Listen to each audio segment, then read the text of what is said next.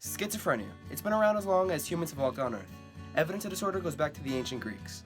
The disease leads people to live in their own false realities filled with hallucinations, delusional thoughts, and an entire altered fantasy that the person lives in.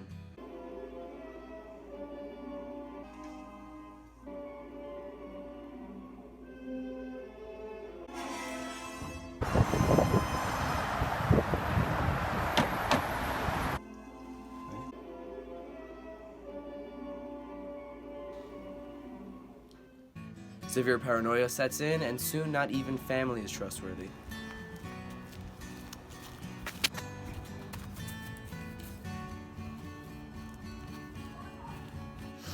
Treatments for the disorder have varied from special diets, purgatives, and bloodlettings, to boring holes through the patient's cranium to release the evil spirits molesting their brain.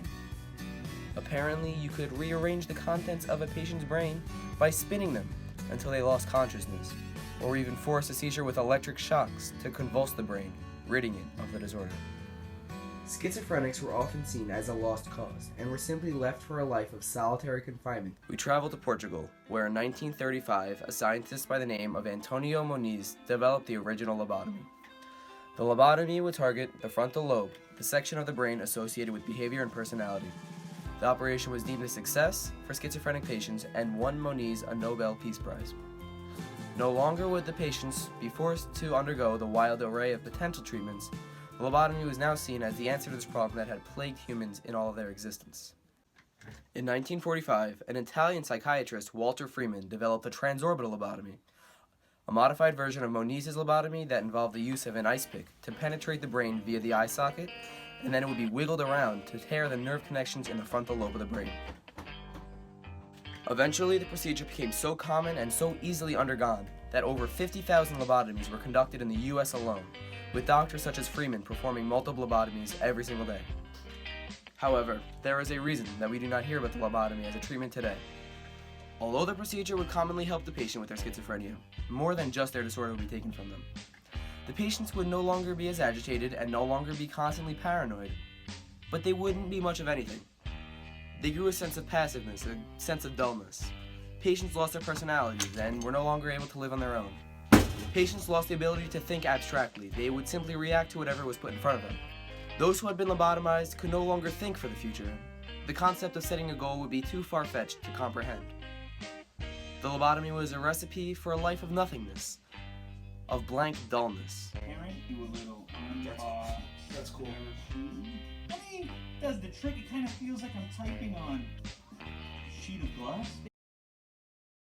Patients would become docile, giving simple answers to questions. Can you hear me? Yes. Can you see me? Yes. What is your name? Yes. Despite the severe side effects of the procedure, it was still conducted on the regular until the mid-20th century, as it was seen as a way to control insane asylum patients and to control the overcrowding of mental institutions. By the late 1950s, the serious effects of the procedure started to garner uneasiness in the medical society, and new techniques to treating schizophrenia emerged. Today, there are many strategies that doctors and scientists use to treat the mental illness.